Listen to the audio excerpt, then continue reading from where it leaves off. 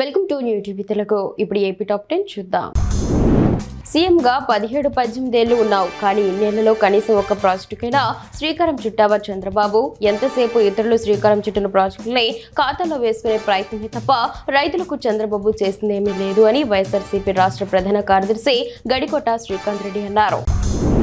Aqua రైతులారా, మీ కష్టం నాకు తెలుసు, నేనున్నాను. ఇప్పటికే 2 ఏళ్లు అయిపోయాయి. 3 ఏళ్ల తర్వాత రైతుల ప్రభుత్వం వస్తోంది. ఆక్వా రంగంలోని ఈ సిండికేట్ ను కూకటి వేళ్లతో సహా పెకిలించేద్దామని వైఎస్ఆర్సీపీ అధ్యక్షులు వైఎస్ జగన్ పేర్కొన్నారు. ఆంధ్రప్రదేశ్ ముఖ్యమంత్రి శ్రీ నారా చంద్రబాబు నాయుడు సతీమణి నారా భువనేశ్వరి తిరుమల శ్రీవారిని దర్శించుకుని ప్రత్యేక పూజల్లో పాల్గొన్నారు. నాడు ఆక్వా రంగానికి యూనిట్ విద్యుత్ను ₹2కే అందించిన మహానుభావుడు చంద్రబాబు. నేడు ఎలాంటి నిబంధనలు లేకుండా 1175 కోట్ల రూపాయల భారీ సబ్సిడీని మా ప్రభుత్వం అందిస్తుంటే, గతంలో కండిషన్ల పేరుతో రైతులకు వెన్నుపోటు పొడిచిన జగన్ నేడు పవర్ టారిఫ్ గురించి మాట్లాడుతూ ఉండడం హాస్యాస్పదంగా ఉంది అని మంత్రి అచ్చెన్నాయుడు అన్నారు. అంబేద్కర్స్ ఇండియా మిషన్ జోనల్ కార్యాలయాన్ని అమలాపురంలో సంస్థ వ్యవస్థాపక అధ్యక్షుడు పివి సునీల్ కుమార్ ప్రారంభించారు. ఈ సందర్భంగా ఏర్పాటు చేసిన సమావేశంలో ఆయన మాట్లాడారు.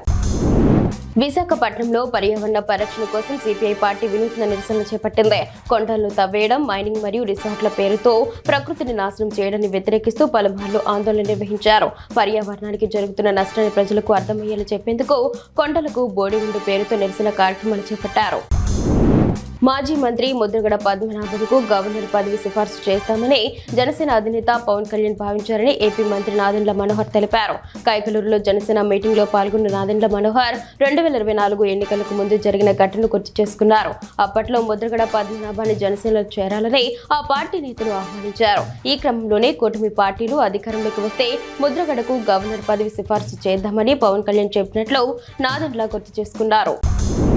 ప్రకాశం జిల్లా కనిగిరిలో పొగాకు రైతులకు మద్దతుగా వైఎస్ఆర్సీపీ నేతలు ఆర్డీఓ కార్యాలయం ముందు నిరాహార దీక్షలు, ధర్నాలు నిర్వహించారు. పొగాకుకు గిట్టుబాటు ధరలు కల్పించాలని, మార్కెట్ ద్వారా కొనుగోలు చేపట్టాలని డిమాండ్ చేశారు. వ్యాపారాలు సిండికేట్ గా మారి పంటను తిరస్కరిస్తున్నారని రైతులు ఆవేదన వ్యక్తం చేశారు. సత్యసాయి జిల్లా పెనుకొండ నియోజకవర్గం గోరంట్ల మండలంలో సత్యసాయి జిల్లా వైసీపీ పార్టీ అధ్యక్షురాలు పెనుకొండ నియోజకవర్గ ఇన్ఛార్జ్ మాజీ మంత్రి ఉషశ్రీ పుట్టినరోజు వేడుకలు ఘనంగా నిర్వహించి కేక్ కట్ చేసి గోరంట్ల ప్రభుత్వ ఆసుపత్రిలో రోగులకు పాలు, బ్రెడ్లు అందించిన గోరంట్ల మండల వైసీపీ నాయకులు, కార్యకర్తలు తదితరులు. ప్రజల ఆస్తుల భద్రతకు పెద్దపీట వేస్తూ శ్రీ సత్యసాయి జిల్లా పోలీసు శాఖ అమలు చేస్తున్న LHMS కార్యక్రమం ప్రజల నుంచి విశేష ఆదరణ పొందుతోంది. జిల్లా ఎస్పీ సతీష్ కుమార్ దూరదృష్టితో ప్రారంభమైన ఈ వినూత్న కార్యక్రమాన్ని ధర్మవరం 1వ పట్టణ పరిధిలో సీఐ రెడ్డప్ప తన సిబ్బందితో విజయవంతంగా అమలు చేస్తున్నారు.